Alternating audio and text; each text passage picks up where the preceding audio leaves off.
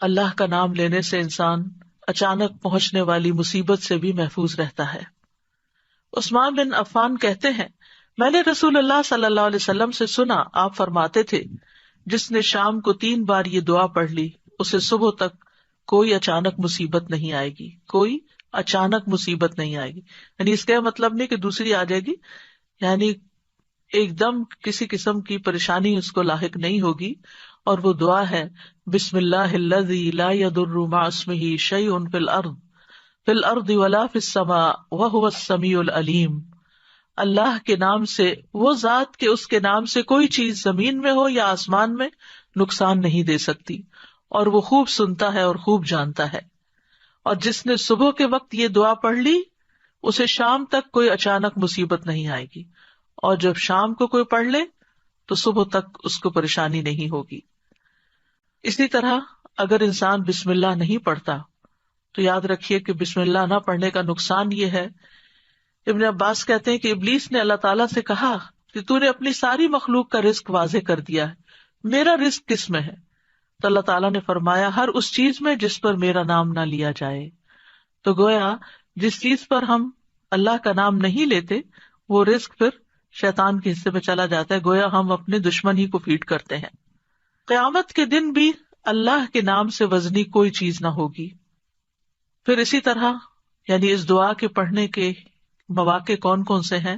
Number 1، ہر کام شروع کرنے سے پہلے، تاکہ اس میں برکت اور مدد حاصل ہو، اس کے اندر قبولیت ہو، ہمیں اخلاص نصیب ہو۔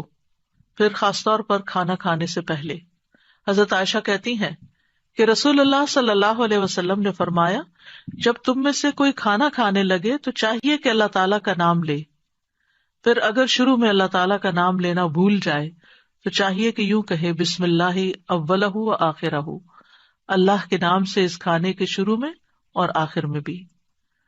پھر اسی طرح لباس اتارتے وقت بسم اللہ پڑھنی چاہیے۔ انس رضی اللہ عنہ سے روایت ہے کہ نبی صلی اللہ علیہ وسلم نے فرمایا، جنوں کی آنکھوں اور بنی آدم کی شرمگاہوں کا پردہ یہ ہے کہ جب ان میں سے کوئی اپنے کپڑے اتارے تو بسم اللہ پڑھ لے، یعنی اتارنے سے پہلے پڑھ لے، تو جن اور شیاطین کی نظر نہیں لگتی۔ اسی طرح جب آپ بچوں کو کپڑے تبدیل کروا رہے ہوں تو اس وقت بھی بسم اللہ پڑھ لیں۔ اسی طرح بیت الخلاء جاتے وقت یعنی اندر پاؤں رکھنے سے پہلے بسم اللہ پڑھ کے دروازہ کھولیں۔ حضرت علی رضی اللہ عنہ روایت کرتے ہیں، کہتے ہیں کہ رسول اللہ صلی اللہ علیہ وسلم نے فرمایا، جنوں کی آنکھوں اور بنی آدم کی شرمگاہوں کا پردہ یہ ہے کہ جب ان میں سے کوئی بیت الخلاء جائے تو بسم اللہ پڑھ لے، کیونکہ جب انسان ننگا ہوتا ہے تو حفاظت کے فرشتے اس سے دور چلے جاتے ہیں۔ تو اس وقت حفاظت پھر کس سے حاصل ہوگی؟ جب آپ واش روم میں جانے سے پہلے بسم اللہ پڑھ کے پھر داخل ہوں گے۔ اسی طرح وضو سے پہلے، ابو ہریرہ کہتے ہیں کہ رسول اللہ صلی اللہ علیہ وسلم نے فرمایا، لا صلاۃ لمن لا وضوء لہ ولا وضوء لمن لم یذکر اسم اللہ تعالی علیہ، کہ جس کا وضو نہیں اس کی نماز نہیں، اور جو شخص وضو کے شروع میں اللہ تعالیٰ کا نام نہ لے اس کا وضو نہیں۔ اب یہاں پر بعض لوگوں کو یہ پریشانی ہوتی ہے کہ ہم واش روم میں کھڑے ہوتے ہیں، وہیں سنک ہے، وہیں کموڈ ہے، تو پھر ہم بسم اللہ کس طرح پڑھیں؟ اس کے ایک تو یہ ہے کہ جب آپ وضو کی نیت سے جا رہے ہیں تو اندر داخل ہونے سے پہلے ہی پڑھ لیں اور جا کے ٹیپ کھول لیں اور اپنا وضو شروع کر دیں۔ دوسرا یہ ہے کہ آپ دل میں پڑھ لیں، لیکن اگر کوئی بھول گیا ہے تو جس وقت یاد آئے یعنی وضو کے دوران اس وقت بھی پڑھ سکتا ہے۔ پھر اسی طرح پڑھنا ہی بھول گیا تو اس کا کیا مطلب؟ وضو ہوا ہی نہیں سرے سے، یا پھر یہ کہ اس کی اگر وضو نہیں ہوا تو کیا نماز ہی نہیں ہوئی؟ نہیں، اس کا مطلب یہ ہے کہ اس کا وضو کامل نہیں ہوا۔ یہاں علماء نے اس کا مطلب یہ کیا ہے کہ اس کے وضو میں نقص رہ گیا، وضو ہو جائے گا، نماز ہو جائے گی، لیکن وہ جو برکت حاصل ہونی تھی یا زیادہ ثواب ملنا تھا اس سے انسان محروم ہو جاتا ہے۔ پھر اسی طرح یہ ہے کہ قرآن مجید کی قرأت سے پہلے بسم اللہ پڑھنی چاہیے۔